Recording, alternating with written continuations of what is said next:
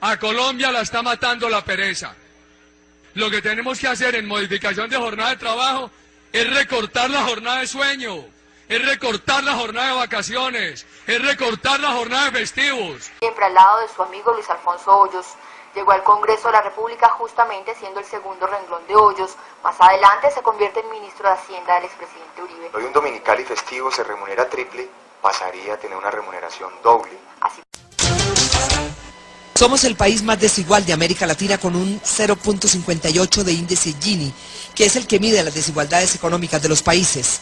La pobreza supera el 45%, el desempleo es superior al 12%, es el más alto de América Latina. La informalidad es mayor del 60%, la inflación es de casi el 8%, el crecimiento económico no llega al 1%, en tanto que la indigencia es del 16.6% después de México. Nuestro crecimiento económico no ha logrado ni siquiera un dígito. Los más liberales auguraron el año anterior un crecimiento del 2.4% y estamos en 0.4%. Otros garantizan un crecimiento del 2% para este año, el cual está por verse. Además, en los últimos 8 años, el presupuesto nacional se duplicó y programas como Agroingreso Seguro y Familias en Acción fueron a parar a los bolsillos de quienes menos los necesitaban. Fueron programas diseñados para combatir el hambre y la pobreza. Pues aunque ustedes no lo crean, o mejor aunque a veces estemos acostumbrados, es la ley, o en este caso un nuevo comparendo ambiental, el que podría, según algunos, negarles a estos desposeídos la posibilidad del reciclaje y dejar este millonario negocio en manos de 7 u 8 empresas privadas pertenecientes a Rico. Ustedes se preguntarán, ¿qué tienen en común algunos empresarios del país, dentro de los que están incluidos los hijos del presidente, con esta población humilde y vulnerable?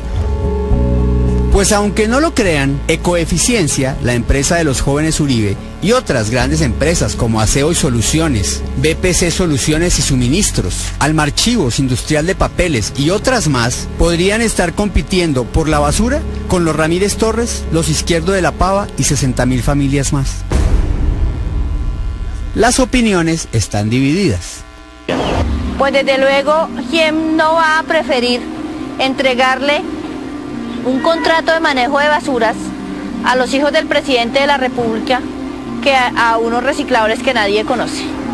Mira, somos competencia de ellos y de muchas empresas más. Hay que entender que es que hay muchos haciendo lo que nosotros hacemos, pero el único malo del paseo somos nosotros. Pero cada que nosotros ganamos un contrato, una licitación, tenemos por política, lo primero, buscar a los clientes que estaban antes de nosotros. Es una competencia que es consciente, que tiene privilegios y que no le ha importado hacer conciliación ni hacer conexiones con los recicladores de manera real y de manera franca, porque lo que proponen es: yo te doy un puesto, yo te ayudo, miremos a ver si podemos hacer un proyectico, miremos a ver qué podemos hacer juntos. Acá estuvo Nora Padilla, le dimos una vuelta por toda la planta, le dijimos: queremos hacer cosas con usted, le mostramos la tecnología que tenemos. Cada que hablamos con Nora Padilla salía una declaración en contra nuestra. Y cuando tratamos de ir a hacer algo juntos, pues es imposible, porque las exigencias de alianza, nosotros no tenemos cómo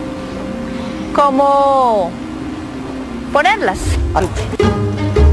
Aparecieron entonces grandes empresas listas a manejar nuestras basuras, que ahora tenían precio.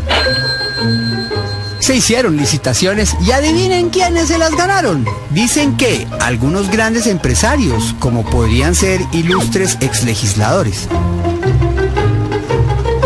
Uno dice, ¿no? ¿Cómo es que exmandatarios o gente vinculada al poder termina con tan buenas empresas? Debe ser olfato que tienen. En Colombia, el escándalo de Agroingreso Seguro, en donde recursos y subsidios del agro fueron entregados a empresarios y a familias acaudaladas colombianas, de acuerdo a pequeños productores, dejó al descubierto la crisis que vive el agro en ese país andino.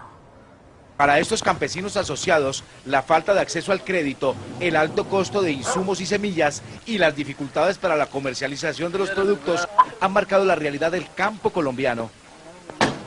De acuerdo a las organizaciones que se oponen a los tratados de libre comercio, el escándalo de Agroingreso Seguro simplemente refleja el estado de olvido en que se encuentra el campo colombiano. De acuerdo con la Asociación Nacional por la Salvación Agropecuaria, la política agraria del gobierno de Uribe agravó los males que el campo tenía antes de que él llegara al poder. Este régimen colombiano siempre ha tenido una política anticampesina y una política agropecuaria que favorece solamente a los grandes propietarios, a los grandes productores, o sea, una política pro rico y anticampesina. La Asociación Nacional de Pequeños Productores espera que el próximo gobernante saque de la crisis al agro, ya que el Tratado de Libre Comercio con la Unión Europea puede cosechar de hambre y pobreza el campo colombiano. Vladimir Carrillo, Telesur, Bogotá, Colombia.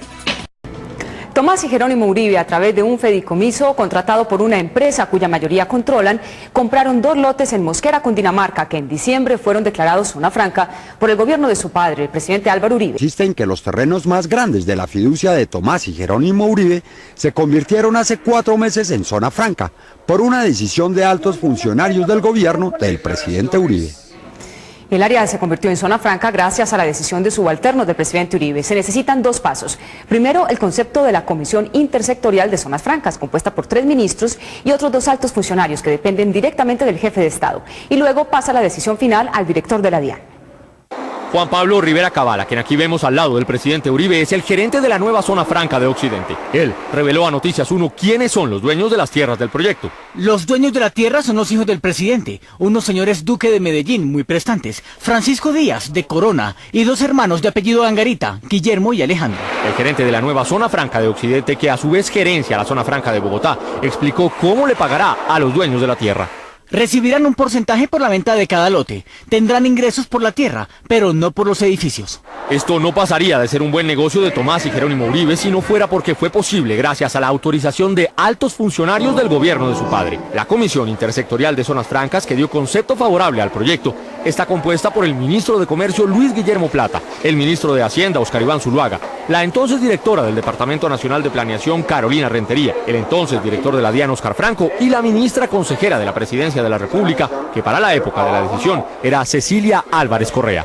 Cuando el ministro Plata comunicó el concepto favorable, resaltó las calidades de la nueva zona franca de Occidente a tal punto que sus palabras se convirtieron en parte de la publicidad del proyecto.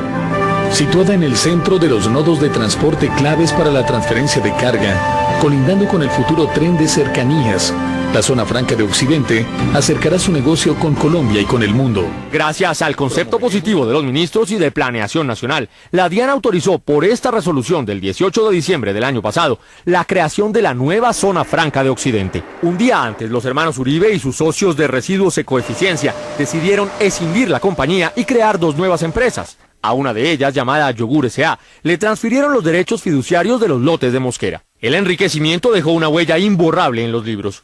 Los derechos fiduciarios, que minutos antes estaban valorados para Residuos Ecoeficiencia en 33.926.553 pesos con 11 centavos, pasaron a valorarse en la nueva compañía en 3.092.998.621 pesos.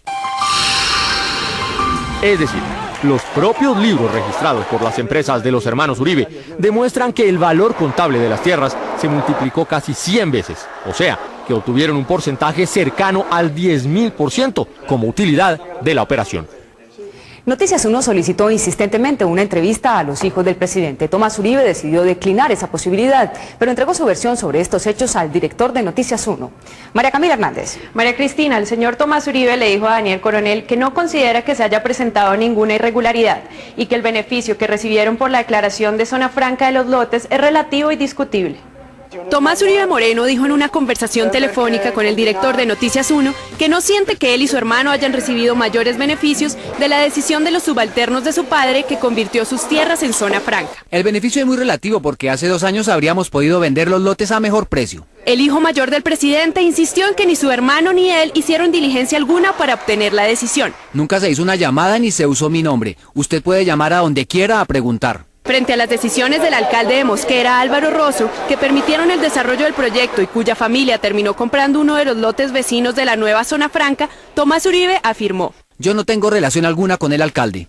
Sin embargo, en este periódico local de Mosquera fue publicada esta semana una foto del alcalde Álvaro Rosso acompañado del hijo mayor del presidente, tomada, según el artículo, en el lanzamiento de la campaña al Senado de Álvaro Rosso. Aunque el hijo del presidente dice que el beneficio que recibieron él y su hermano es muy discutible, los propios libros de sus sociedades muestran que su inversión creció 100 veces en el curso de 2 años. Aunque Ana María Uribe Cifuentes, la sobrina del expresidente Álvaro Uribe, está en la llamada lista Clinton, fuentes de la Fiscalía aseguran que en su contra no existe ningún proceso pendiente. Paradójicamente, sus empresas han sido allanadas por la DIJÍN y la última de ellas el viernes pasado. La captura de Ana María Uribe Cifuentes fue reportada por el diario El Espectador en su nota sobre la Operación Fronteras en septiembre de 2011, que tenía por objeto el clan de los hermanos Cifuentes Villa. Según el periódico, Ana María Uribe fue capturada junto con otros 3 miembros del clan un mes después de que lo fuera su mamá, Dolly Cifuentes, quien fue puesta en custodia de la policía. Concluida la operación, la hija del hermano menor del expresidente Uribe fue designada narcotraficante e incluida por el Departamento del Tesoro en la lista de personas y propiedades bloqueadas por sus relaciones con las empresas de alias El Chapo Guzmán, en una investigación que, según este informe, desarrollaron conjuntamente con la DEA de Estados Unidos y la DIJÍN de Colombia. El periodista Gonzalo Guillén, intentando determinar su paradero, recibió esta carta del IMPEC, en la que el instituto se refiere a ella como interna, pero asegura que en el sistema de localización de prisioneros no está registrado su nombre. Hoy, un alto funcionario de la Fiscalía informó que no hay expediente en su contra en Colombia y que en el mismo sentido tampoco se ha expedido una orden de captura. El hecho es que la DEA y el Departamento del Tesoro le han pedido a Colombia que incaute sus propiedades y tiene un caso pendiente en la Corte del Distrito Sur de Nueva York.